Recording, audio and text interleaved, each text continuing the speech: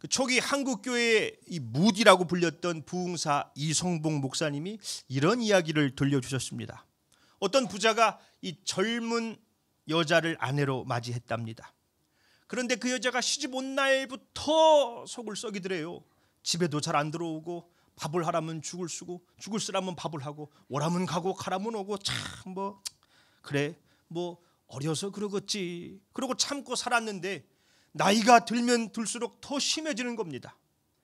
아예 다른 젊은 남자를 만나서 바람까지 피우는 거예요. 여러 번 권면을 했지만 반성하는 기미가 보이지 않습니다. 급기야 남편에게 이혼을 요구하는 거예요. 이혼은 안 된다고. 그러자 이 여자가 바람난 남자와 공모를 해가지고 남편 밥에다가 독약을 넣은 거예요. 죽이기로 한 것이죠. 이 남편이 밥을 먹다가 이 밥맛이 이상하잖아요. 그러다가 이 목에 탁 걸리는 바람에 그걸 토해내서 구사일생으로 살아난 것입니다. 남편은 여자를 불러서 책망을 했지만 반성은커녕 오히려 반항을 해요. 그러니까 내가 이혼해달라고 했잖아. 하는 수 없이 그 남자를 불러다가 책망을 하고는 내 눈앞에서 사라져라. 보이지 않는 곳으로 가서 살아라. 그러고 그들을 보내줬답니다. 그들은 일본으로 건너가서 이 재미나게 사는 것처럼 보였대요.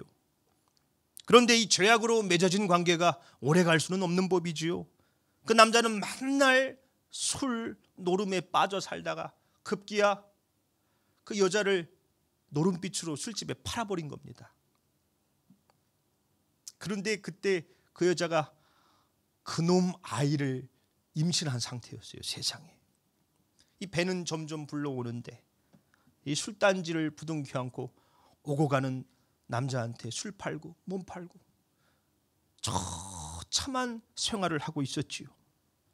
그런데 이 발없는 말이 천리 간다고 그 소식이 본 남편한테 들린 겁니다. 그 소식을 듣고는 남편이 곧장 일본으로 건너갔어요. 이 수소문을 해서 여자들을 찾은 겁니다. 여보 여기서 뭐해?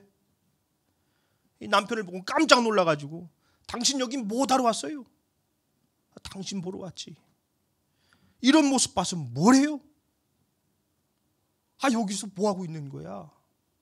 당신이 무슨 상관이에요? 아이고 세상에. 이 대간줄 얼마에 팔려온 거야?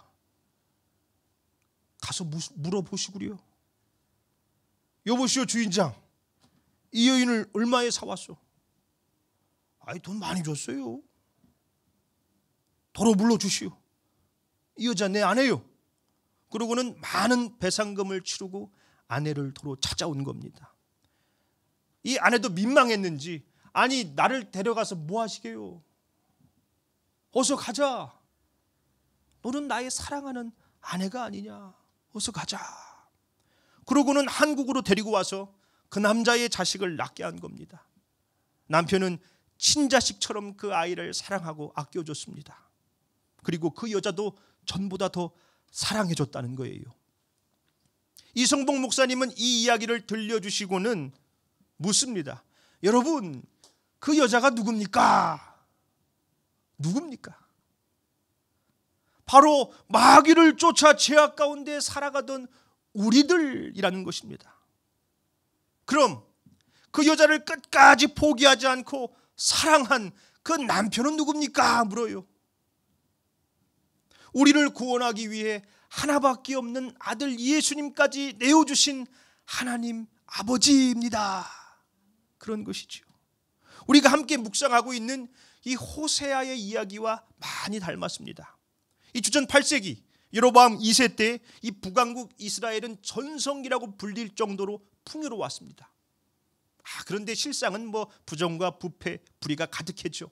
이 겉은 매끄러워 보였지만은 속은 썩어가고 있었던 것입니다. 이 백성들은 이 풍요가 바알 신에게서 왔다고 믿었습니다. 이 바알을 믿었더니 이렇게 잘 먹고 잘 사는구나. 그래서 그 음란한 바알을 숭배하며 온 나라를 더럽힌 거예요.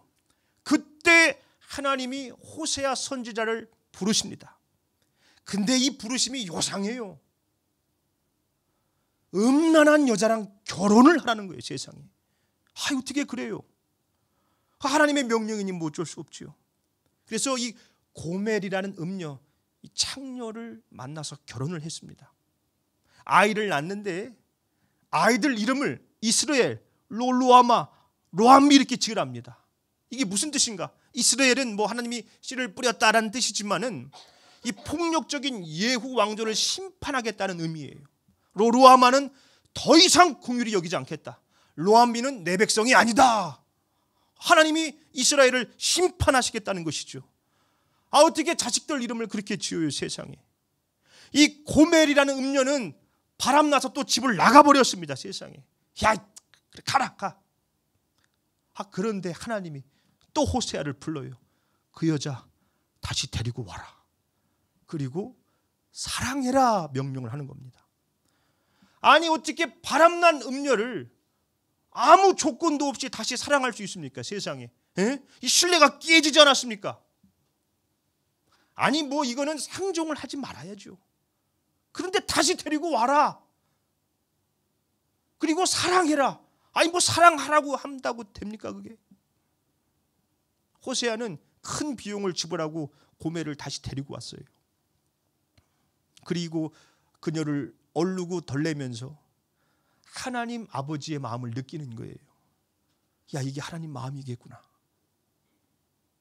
하나님과 이스라엘은 언약 관계를 맺고 있었습니다. 영적 부부관계였어요. 그런데 이스라엘은 하나님을 떠나서 이 바알을, 음란한 바알을 숭배하면서 영적 간음을 저질렀어요. 그러면 어떡합니까? 이거 상종도 하지 말아야죠. 하나님 앞에 이혼을 요구한 겁니다. 하나님 필요 없어요. 바알을 섬기니까 돈도 많이 벌고 떡도 생기고 좋네요. 금도 생기고. 그거 다 하나님이 주신 거거든요. 근데 바알이 줬다고 믿고 그걸 더 숭배하는 겁니다. 그러면 내다 버려야지. 근데 하나님은 이스라엘을 끝까지 포기하지 않고 얼르고 덜내고 데려오고,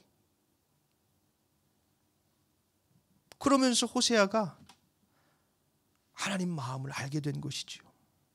야, 영적으로 간음한 우리를, 도저히 사랑할 수 없는 우리를 하나님은 끝까지 포기하지 않으시는구나.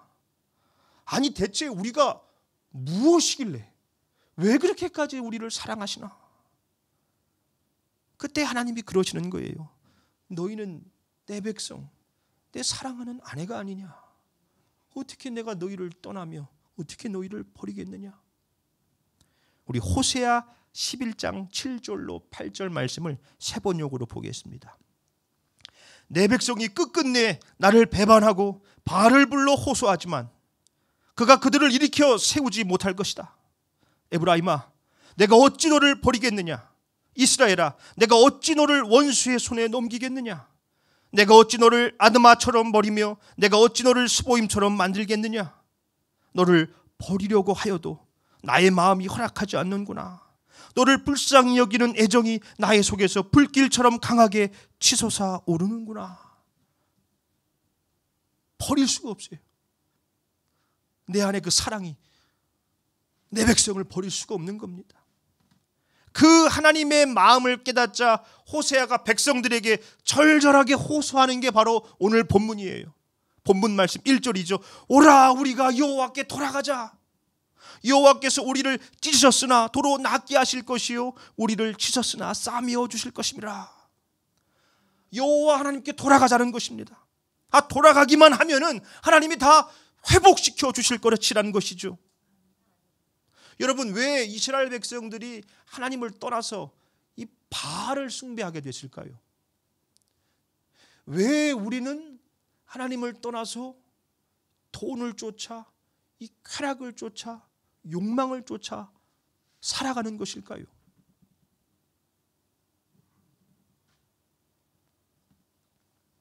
하나님이 그 이유를 말씀해 주셨어요. 우리 호세아 4장 6절입니다. 내 백성이 지식이 없으므로 망하는도다. 여기서의 지식은 하나님을 아는 지식이에요. 하나님을 아는 지식이 없어서 망했다는 것입니다. 이 지식은 배워서 아는 지식이 아닙니다. 이 지식은 히브리어 단어 야다에서 유래했어요. 이 야다는 경험적으로, 체험적으로다가 관계를 맺으면서 알게 되는 것을 말해요. 전인격적으로 아는 것이지요. 우리는 익숙한 것을 안다고 착각할 때가 있습니다. 이번에 청년들 흑백 파티쇼에서 한 청년과 이야기를 나눴는데 그 청년은 이 10년간 연애를 했대요. 야, 10년을 했으니 얼마나 서로를 잘 압니까? 뭐 눈빛만 봐도, 뭐 손짓만 봐도 뭘 원하는지, 무슨 마음인지 잘 알죠. 그런데 결혼을 해서 같이 사니까 그렇게 다르대요. 나는 진짜 잘 안다고 생각했는데 야, 완전 딴 세상이구나. 사는 건 다르구나. 대한민국 이혼율이 높지요. 전 서울가정법원 판사 이 신순영 판사에 의하면은 대한민국 한 40%가 이혼한답니다. 물론 뭐 산전 방법의 문제를 제기하기도 하지만 이혼율이 높은 건 분명해요. 그중에 40대가 제일 높답니다. 대부분 여성들이 이혼을 신고한대요. 그러니까 남자들은 이혼을 당하는 거예요. 그러면 남편들이 다 항변한답니다. 도대체 내가 뭘 잘못했냐? 내가 뭐 도박을 했냐? 바람을 폈냐? 돈 따박따박 갖다 주고 뭐 내가 왜 이 나이에 이혼을 당해야 되냐고. 남편은 아내를 잘 안다고 생각했겠죠. 그런데 몰랐던 것이죠. 아내가 진짜 원하는 게 무엇인지. 그 돈만 벌어준다고 되는 게 아니지 않습니까? 왜 탕자가 유산을 미리 상속받아서 집을 나갔지요? 아버지랑 같이 살았으면서도 아버지를 몰랐던 겁니다. 야, 이 돈이 최고야. 아버지를 떠나야 내가 자유롭게 살 수 있지. 이거 펑펑 쓰면서. 그러고 나간 거 아니에요? 근데 그 탕자가 또 언제 돌아올 수 있었습니까? 아버지를 조금 알게 될 때 돌아올 수 있었어요.